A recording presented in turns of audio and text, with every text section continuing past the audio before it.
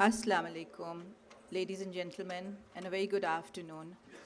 My name is Zofeen Ebrahim, and I'm a Karachi-based journalist. And today I am really humbled to hold this conversation with Tariq Alexander Qaiser, a good friend. Tariq is, has been an architect for 37 years, very, very respected and successful. And he's on a mission. He's on a mission to save the mangroves. These are trees, as we know, that grow and in salt water, and they can store huge amounts of carbon in their soil and sediment for millennium, if left undisturbed. You can call Tariq a tree hugger, or if you like, you can call him an eco-warrior. But the Tariq you see sitting here today, this Sherry Babu type person, smartly dressed, he's been making every effort to tell people like you and me the urgency of protecting these forests. And he does it at every platform that he gets. He was recently at the COP27 where he showed his brilliant film, and I think you'll be seeing part of it. And he told the world the need for saving our mangroves in the delta. For over a decade now, I think 12 years now, Tariq has been going to these forests, steering his boat through a maze of narrow water channels. The heat, the insects, the sun, they just don't seem to bother him. Sometimes he gets off the boat and wades his way through waist-high water of the sea. Or he can even walk on the chikni mitti on the mud flats, and he thinks nothing about it. And he keeps observing and keeps documenting the death of these forests.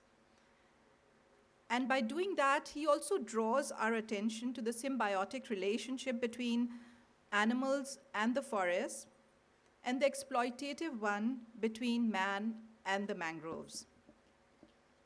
Today, he will take us on this magical journey, and you can see for yourself why he keeps returning to these forests year after year.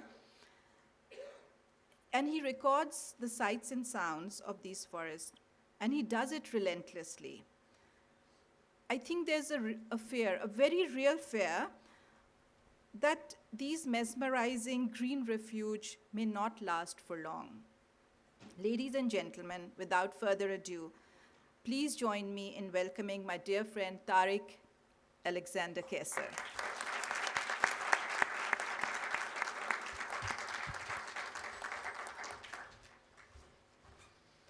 Thank you. Thank you very, very much. A tree is important. A forest is important. Our children are important. The air is important. The future of our progeny needs to be protected. It is in our hands. We sit at a very critical juncture of a history, of life, of the ecology of our wonderful blue planet. And it is at risk. Thank you, Zofeen, for your introduction. I am very comfortable in this ecosystem. And today, serendipity happened.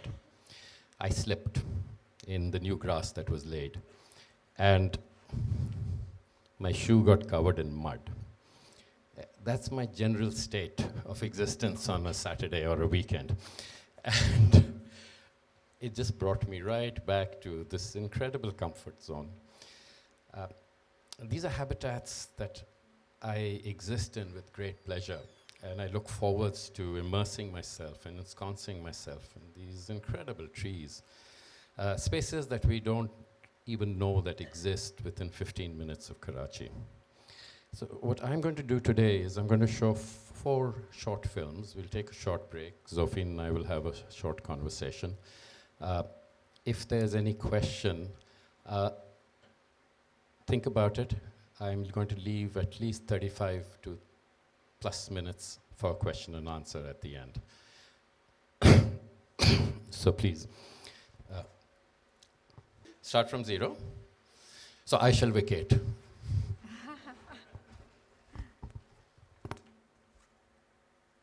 this happens. This enchanted space exists just outside Karachi. It's a vast forest of incredible beauty, hiding many surprises. A place uninhabited by people and full of life. Not many people work here. Few come to visit.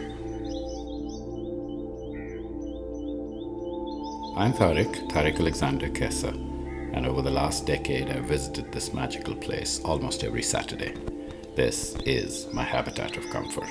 It's a place I love, treasure, and know well.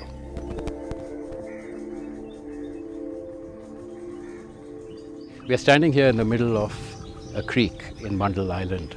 These are Karachi's mangrove forests. They're lush, they're healthy, and they grow profusely.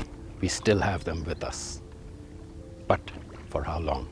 Because all is not well, and they are being cut. They're being cut at a rate that will deplete this forest very, very soon. The destruction of this forest will have ecological impacts that will reach beyond our generation.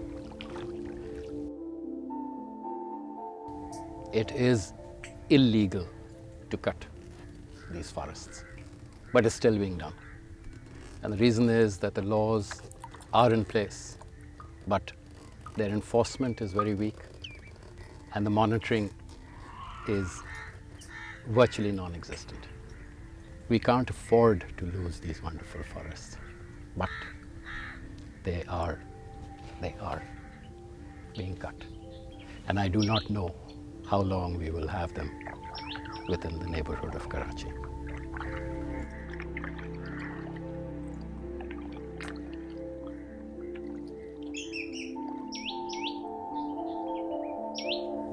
But there are still almost pristine sections of forests left, and the Brahmini kite shows us the way in. The waterways are vast and unknown to us, but an egret takes over from the kite to guide us. The channels meander and twist, expand and constrict. Here old and tall mangroves are still standing. We skirt around them into a dead-end lagoon. A heron flies under the arch of trees, and again we follow, moving deeper and deeper into this hidden world between land and water. The tunnels turn into endless channels, leading into even more pools covered by canopies of trees.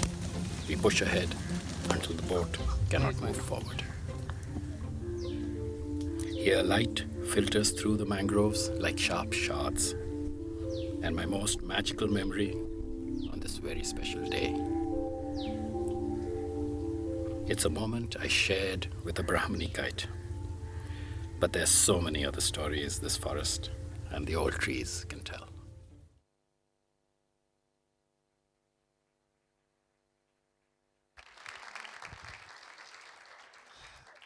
Zofeen wants to ask me a question, but I want to just say something.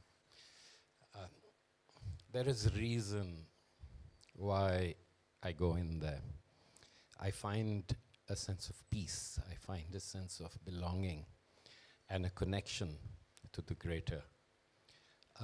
Nature is the manifestation of the greatness of creation. Whatever your belief structure is, it is undeniable that we are one and we are part of this grand and glorious ecosystem that we call our Earth. And she is at risk. And it is incumbent on each one of us as an individual to ensure that whatever skill we have, whatever time we have, and whatever opportunity we get to protect and look after and be a custodian, let me use the word from the Quran, to be a custodian of this wonderful earth that we have. Zofeen.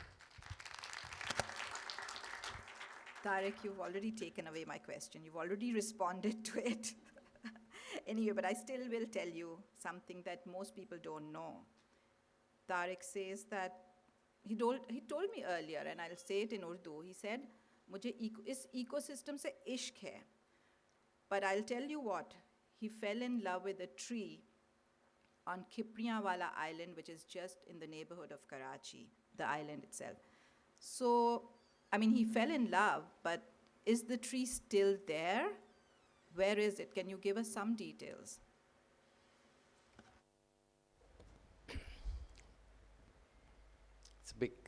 It's a big question.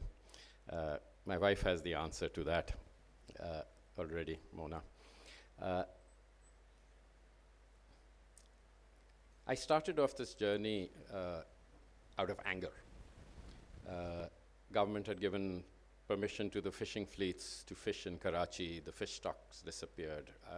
My bloodlust finished. I used to kill a lot of fish when I was younger. I couldn't kill birds, but I could kill fish for some reason.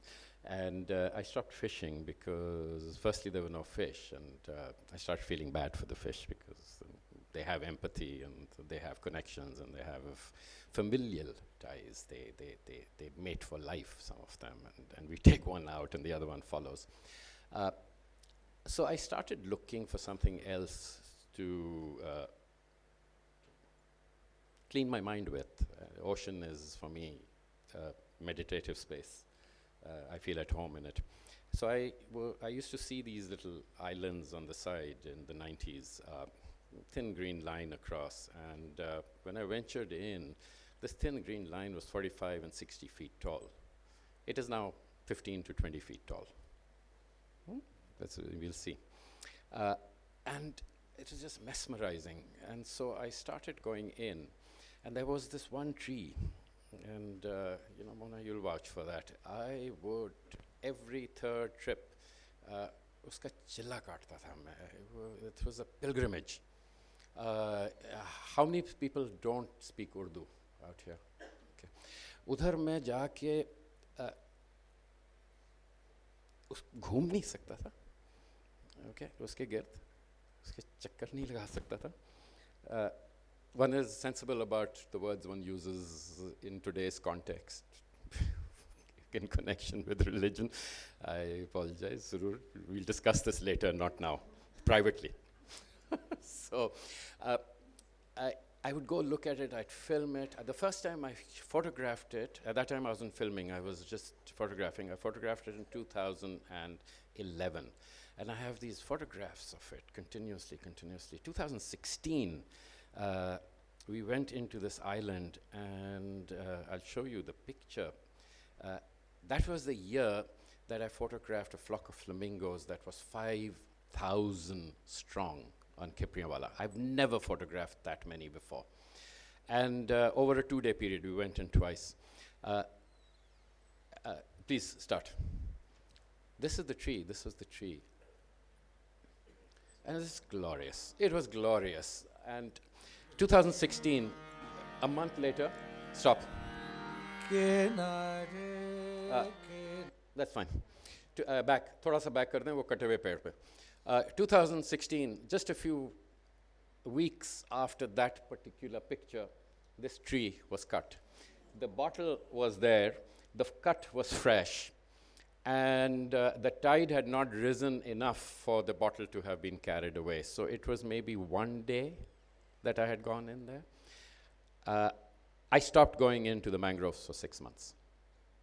I had announced that in my house, in my family, and I couldn't go in. One has to question one's own selfish motivations. Not to go in was a purely selfish motivation, but this started the journey of going beyond just recording for myself and purely for myself. This was like fishing, because when you were fishing, you kill for pleasure, and it just didn't make sense at one point to the next. And seeing this tree also, finally, after a little while, gave me the sensibility that, I have this opportunity to tell a story. And today, being here talking to all of you is telling the story. It's an important story. It's not my story. People have put it as my story, but it is the story of our city, our trees, our environment, Karachi's breeze is due to two beautiful factors. I don't know how many of you are aware of the word Karachi's breeze. In the evening, in the hottest of days, the sea breeze comes, it's laden with oxygen, and you feel refreshed, and you praise it, you sing odes to it, and it's true. But it's due to the phytoplankton in the ocean, which we have a profuse amount of, which is dying and converting into a toxic form because of the pollution, and the mangroves, which we are cutting at rates that are incredible to ostensibly to create development and progress. So please, if I may have the next section. This voice is from Akbar Ali from Lahore. So we commissioned him for this piece.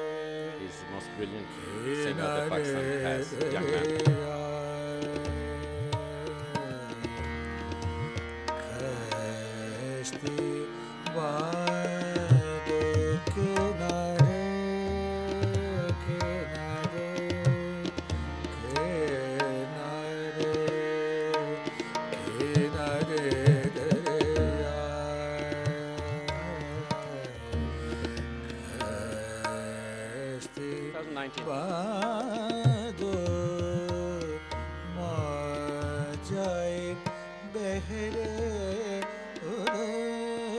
It felt like the rainforest.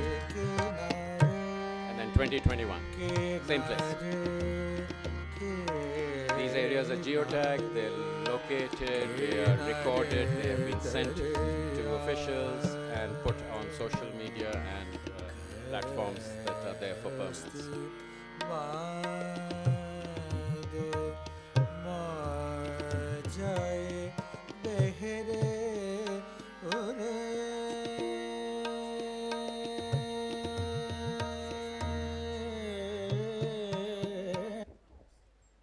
So, I mean, Tariq talks about all this, but the good thing is, and I find that very generous of him, that he shares all of his research, all of his photographs and films, and mostly on a Sunday morning, you'll get a blog, his blog on your WhatsApp. And also, he's done about 300 short films that he shares. And I find that so fascinating. It's so beautiful that one cannot but fall in love with the mangroves. And in fact, Tariq, I'd like to mention here that, Tariq, there was a 8-page coverage of the ecosystem, the environment by Time magazine last year. And उसके अंदर तारिक का बहुत जिक्र हुआ है, बहुत अच्छे तरह से जिक्र हुआ. And Tariq, in fact, it was a lot on his work and how much he has done. I think that just we don't seem to notice that he's done it a lot for the mangrove single-handedly. I just wanted to say this and bring it to your notice.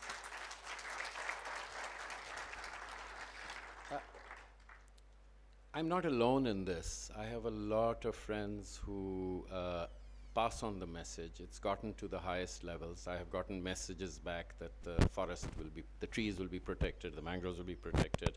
I've gotten messages back, Tariq's going about it absolutely the wrong way. My job is to use the skills I have as a communicator, as a filmmaker, as a photographer, as a writer. I write profusely, and that's probably the most enjoyable part of my working life. I support all of this with my architectural practice. I don't ask for grants and I don't ask for donations. I have received some very kindly, small ones, which allowed me to repair some boats which badly needed repair. But we finance it ourselves, this work, and that's necessary because independence, freedom is paramount. I can't afford to curtail the words I say, and I am fairly vocal. I would like to use the Lahore Literature Festival, and it is a fabulous platform, and I thank you for it. It's an important venue and an important event.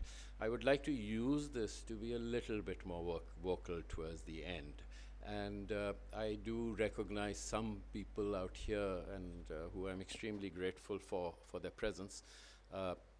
They know who they are, and but they are also potentially very influential in forcing policy to morph.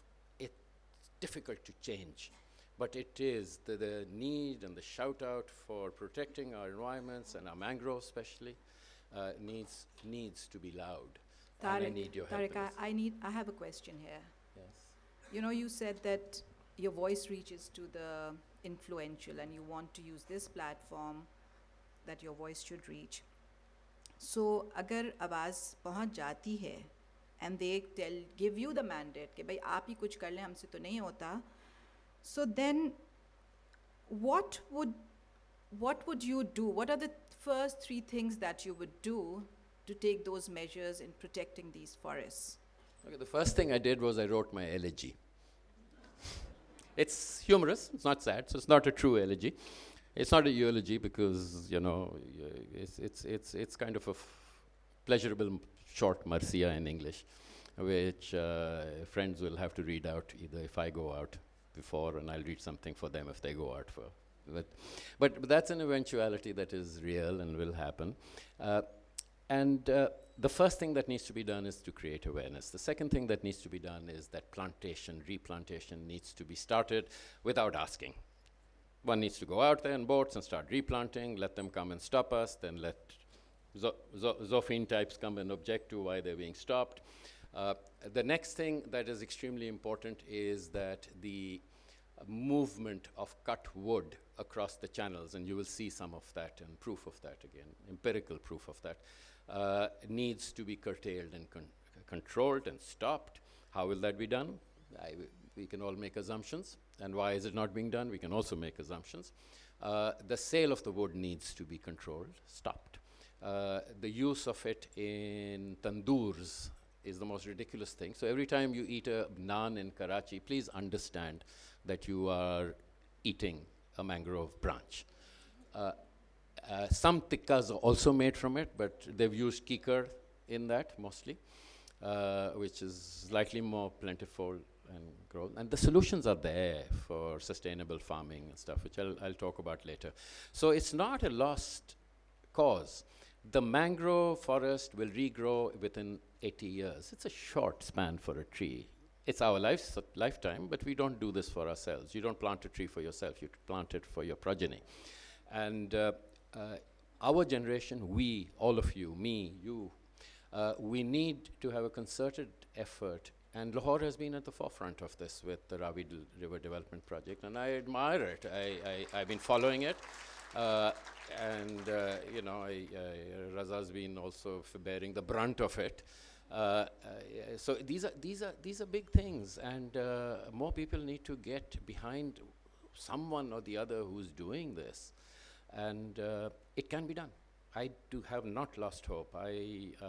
My glass is always half full, even when it's almost empty.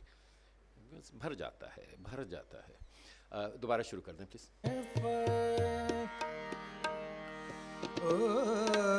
The pain is real and the pain is palpable. I come out of this forest crying many, many times, and I unashamedly let the tears flow.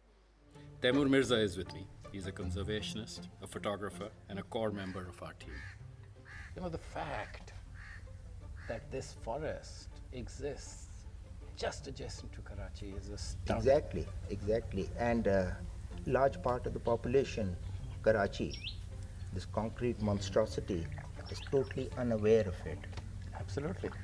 And these islands out here on the windward side, and they provide that essential oxygen that is needed in the highly polluted industrial areas of Landi and Korangi. And all over Landi, Korangi, and the rest of Karachi. The green denotes trees, the rest denotes barren land. This last section of these massive forests are at risk. Yes, they are, definitely. The reason behind is the poverty, extreme poverty, lack of education, no infrastructure, no civic agencies involved in protecting these vital resources. and the specter of future development. Exactly. Welcome to Bundle Island. Our boat can sail right into the middle at high tide. These creeks crisscross this intertidal land, and they are deep. Seawater pours in twice a day, sometimes rising up to a height of 13 feet. 13 feet. Within 6 hours, these tides will recede. Water will flow out, and the same place will dry. Another 6 hours, and the waters will rise back up again. This is an intertidal land.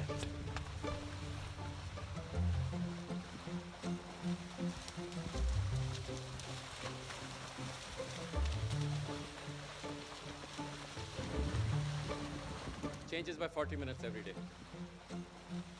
and depends on the moon and the sun. The tidal variation in Karachi is 13 feet at the max. It depends on the position of the moon and the sun. When the moon and the sun are aligned, it's the highest tides. When they are at right angles to each other, it's the lowest variation. A very important concept that we need to understand. This is a dynamic ecosystem. It's a living ecosystem. It's very alien to our terrestrial lives.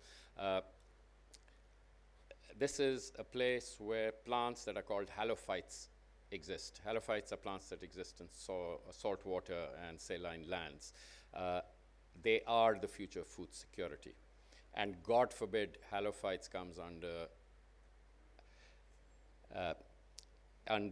managed claim by companies like Monsanto. Okay. Our government and our agricultural universities are working on it, and whatever our opinion is, so is our military in Badin. Huge program for halophyte research. There shouldn't be a copyright on these. They need to be propagated. The gene splicing will have to be done, but you can get an amrud to grow in salt water. You can get a chiku to be sweet with salt water too. So these plants are the future of food security for the world.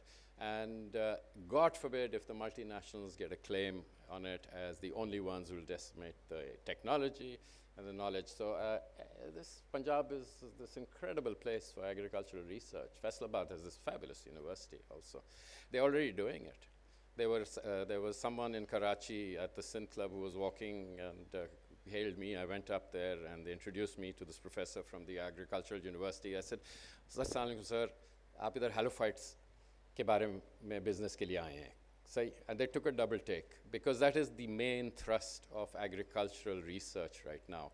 And what is very important is that you make sure that this is not only stays with the right of the multinationals or any one single organization, that every single farmer should have the ability to grow plants with saline water, because saline water is our future.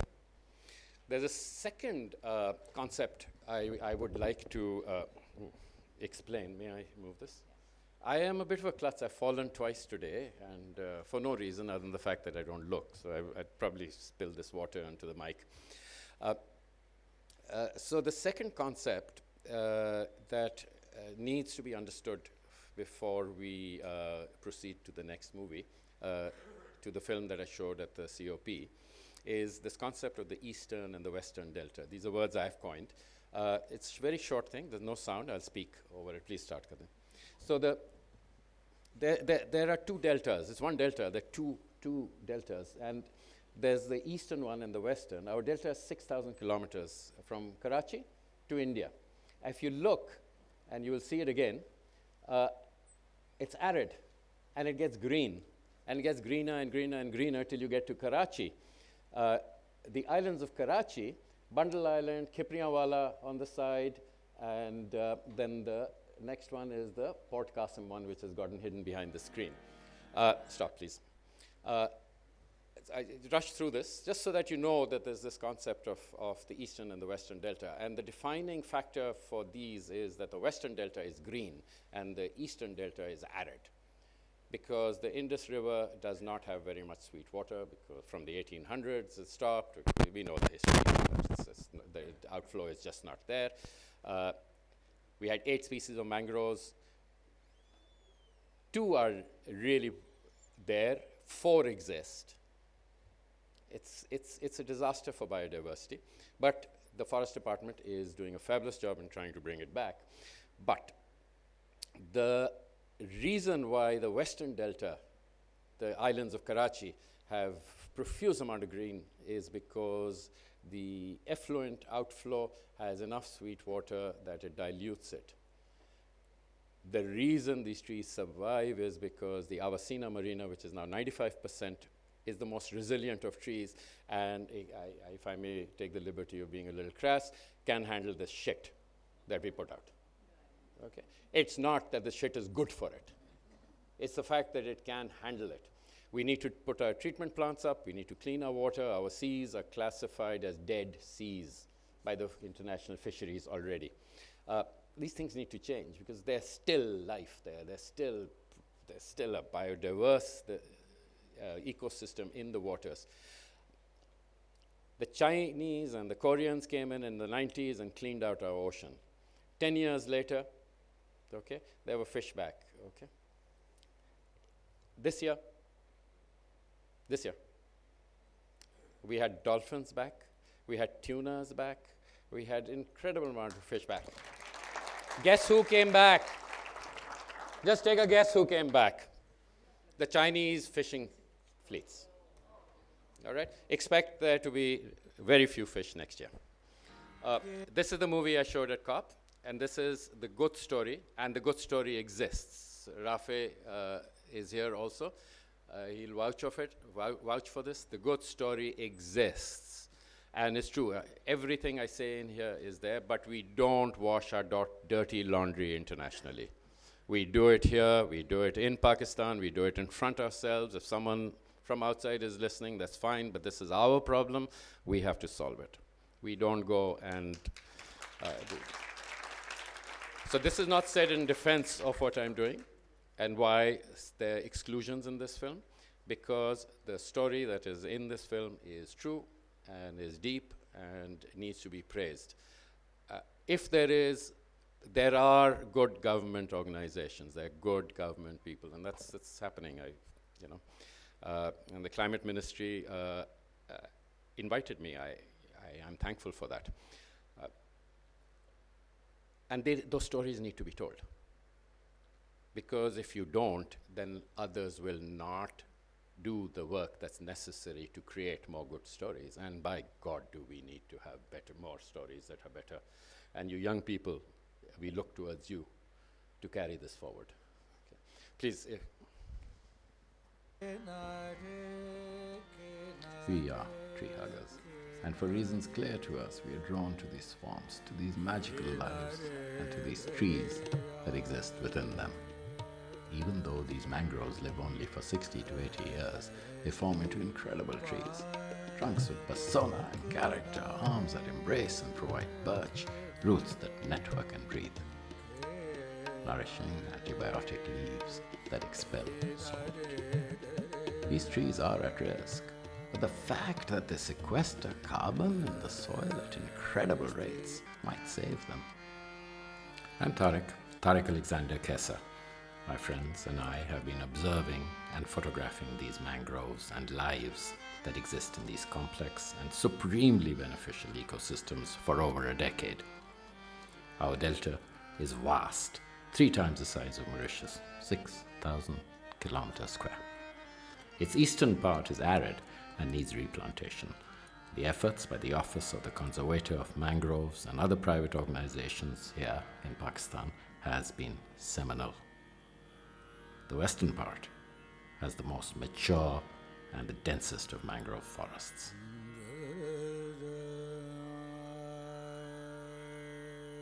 It also needs help. Here is a story of regeneration and survival.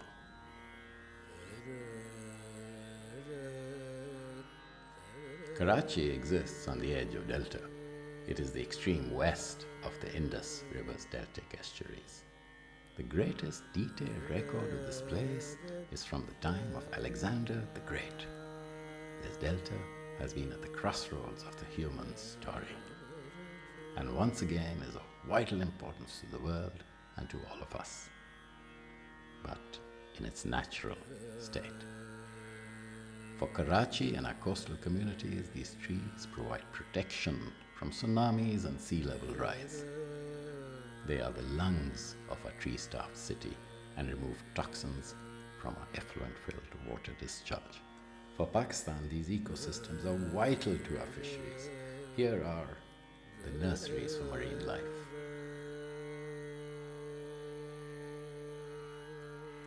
For the world, this delta is absolutely necessary in its ability to mitigate the adverse effects of climate change. Pakistan's 6,000 square kilometers of delta are a nature-based solution for today. We all need this vast ecosystem to remain a reserve for nature.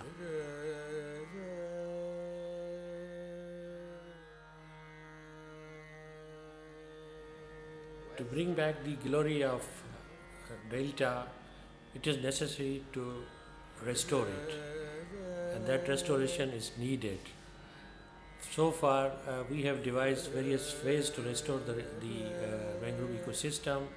We collect seed and propagules of the various species, then we raise nurseries, and after that, field planting is carried out through communities. So by this action, in last 30 years, we have restored about 200,000 hectares. So this restoration process need to be continued till we bring back that glory. For that, funding on sustained basis would be required.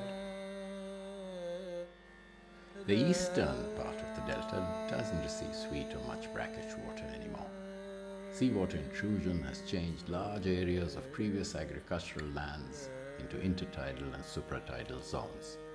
Halophytes, mangroves, can be grown here, even under wind turbines.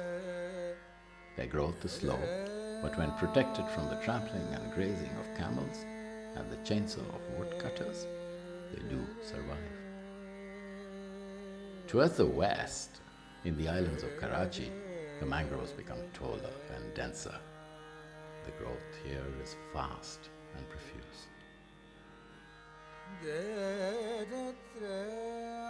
But urban growth is encroaching onto the forests. Effluent and waste flows into the estuaries. It is a serious problem, but this outflow has provided brackish water in which the mangroves are thriving, especially on Karachi's islands. For us residents of Pakistan's coastal cities to survive with grace, we need these ecosystems to remain. These wildernesses need to remain forest reserves, protected and maintained.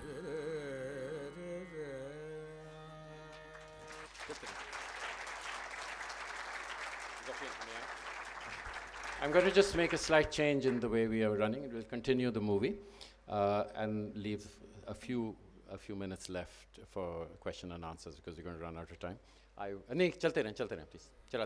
I will, however, after lunch, be near outside the gallery, art gallery, if anyone has any personal questions on this. That film was dedicated to Mr. Tahir Qureshi, a symbol of an individual who has proven that one man can make a difference. Thank you so much, Tariq, for this absolutely stunning footages that you have put together.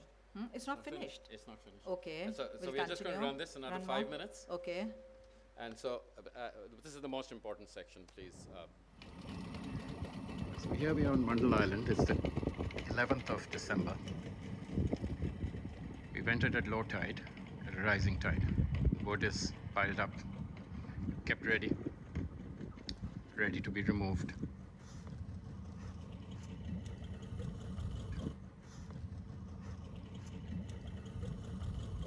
The cutting has by no means stopped here.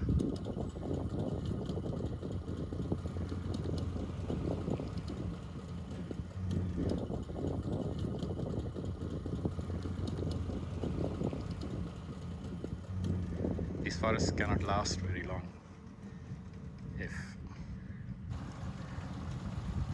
everything is not stopped. Unfortunately, this particular These are crew, not dead the head I photographed trees that 3 have times. fallen. Unfortunately. These are freshly cut trees. We did chase them so that I could get footage of the area where they're exiting from, which is on Bundle Island, past Kurangi, past the security boats. And all of this is collated, tagged, and provided to the authorities already.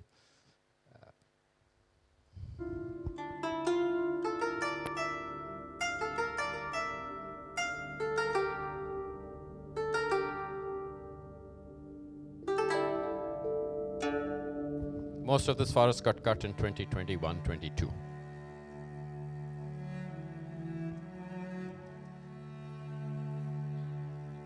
Please mark the dates, 21 to 22, starting in the 20 to 21 and then escalating in 21 to 22.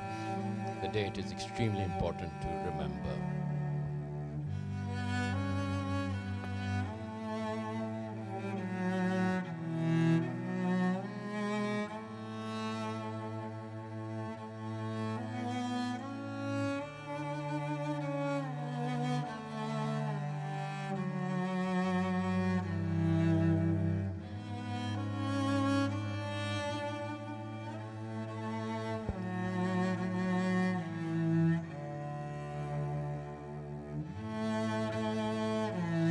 This image was just a few weeks ago.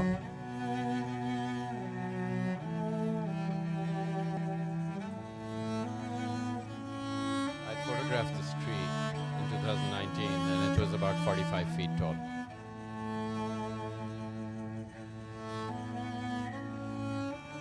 Very obscure channel, very difficult to get into. So it's very infrequently that I managed to get in there.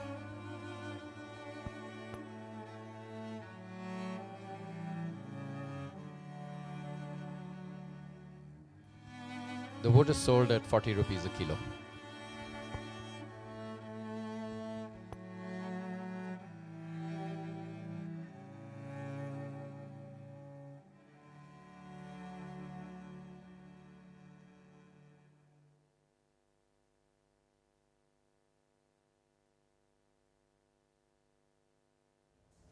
I stand as witness that these forests are being cut.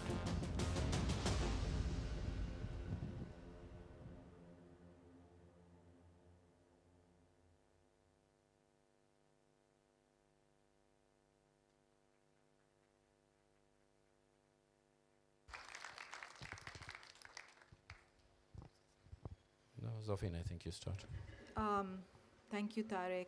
I thought you would stop there when you did, because I thought it's not all gloom and doom, but you ended your piece on a very gloomy note. And I have lots of questions, and as a journalist, they never end. But I'll open now for Q&A from you guys, and if you have, it'll be great. Otherwise, I'll continue. Tariq, thank you so much for educating us and showing us all of beautiful videos. I want to ask you one thing. What is the flood which you had last year? Did it affect the mango trees or no? And the government has taken any measures of that for future reference? Incredibly affected. I have never seen, keep the mic there, I've never seen such a profusion of seeds. The mangroves flourished. There were, you used to see thousands of seeds? We saw millions of seeds. I photographed them underwater, above water, and the entire ecosystem revived. Every 10, 11 years, there's massive rain. The cycle in Karachi also. And when the floods come, when the rains come, the aquifers regenerate. Therefore, the water in the distant mangrove becomes, the pH becomes a little more acceptable to the plants, and suddenly the species start blooming. And so yes, it had it. Nature is this incredible force that should not be fought. We need to work with it. We need to live with it. And Nayyar Saab and Razak will vouch for that too. Nayyar Saab is my mentor, and I thank him for being here, and all of you for being here, but especially you, yourself, in your space, this wonderful space. So, but this ecosystem revives every 10 years, and the plants are attuned to that. This year it was excessive, and it'll get more and more excessive till it'll dry. All right? And it becomes imperative that we learn from nature and understand how to grow plants in saline water. We have a plant that actually grows in salt, which is the Avacina marina. The other ones are being, for biodiversity, replanted, and thank God. But if you work in harmony with nature and you learn from what is already there, it takes eyes and heart and the mind a little bit to understand the future is not gloom and doom, Zofeen, because these forests will regenerate. And I've seen it this year. The entire island, Bundle Island, has 10% of mangroves and 90% of intertidal land. If it's left and the camels don't graze on it, which the forest department has worked at and removed the camels to some other place, this island can be covered in 66% of forest within 5 years. Tariq, I think you're overly optimistic. We know that there's news that there'll be development in Bundle Island. What will happen to your mangroves? How many town planners are here and architects? So 1, 2, 3, okay, lovely. Nair Saab. I need you. I need you guys. Bundle Island is an intertidal island. There are times when it's under 13 feet of water. I did step into a little sinkhole when I was in the movie, all right? Okay, I was thinking of dipping myself in. Okay, so as I was thinking of dipping myself in, I actually stepped into a hole. And the tide was not at its full tide. And when the summer equinox and the winter equinox comes at the high tide, 13 feet of water, they would have to build a seawall around it. The only thing they will be able to do is make a road and sell the files. They will only be able to sell the files, and anyone who buys in there, and probably these are not conversations I should have, and I'll probably get told off about having them here, but they're necessary to know. So there was this huge conversation in 2021, 22, 20 to 22, about developing Bundle Island. We're all familiar with it. And that was the time when the cutting escalated beyond measures. Now, how does cutting expand to that level when the locals, who are extremely poor, can only take a little bit of wood out? These are huge boats, and there were tens. I had witness statements also, which I didn't put in because of time also, of fishermen who were very angry about the cutting because it's their livelihood also. How does that get organized? I don't want to venture into that because I don't have empirical proof. But my question is that if there is a thrust for development, if there are no trees on the island, which forest are you going to protect? If my belief in this was, if you do not know that a tree exists, you will not know when it falls. And if it has fallen and does not exist, did it ever exist? It's a cliche, it's an old axiom, but it's a great truism, and I have followed this, and I would, my films, I learned how to edit films over COVID for this reason, because I needed control over what I said and how I said it. So all of the videos are taken by Temur, myself, and edited by me. The family tolerates me on this, and the reason was very simple. It needed to be done. It needs to be said. And coming back to your Bundle Island, I'll be finished just now. Okay. Okay, I just want to say about Bundle Island. Just last week, the entire conversation on developing Bundle Island has resurfaced. I know the individual who's done it. Nair Saab, the initial set of 10 developers who were sitting with the government at that time, 6 of them were my clients. None of them give me work anymore. I'm proud of that. You know, it's ridiculous. It's ridiculous because this island requires a 13-foot retaining wall on 24 kilometers square. Just do the math. You take the reclaimed sand from the main ocean, you will block up Port Qasim's harbor, which is anyway, Port Qasim's channel, which is anyway the most expensive thing to dredge. The Biddu Island that was supposed to be developed is full of reclaimed sand and requires a causeway to get to it from Bundle Island, and Bundle Island requires a causeway to get to it from Karachi. These are all projects that Pakistan does not have the finances for. Tariq, we'll run out of time. So, We'll have to end. Can we take 5 more minutes? Okay. I'm afraid we don't have any more time, Tariq. no, what I will do is during the lunch hour, I'd be happy to give up my lunch. Okay, so 1:15, I will be near the art gallery on the steps. So if anyone would like to ask me something. So thank you all for Thank you coming so so much. very, very much.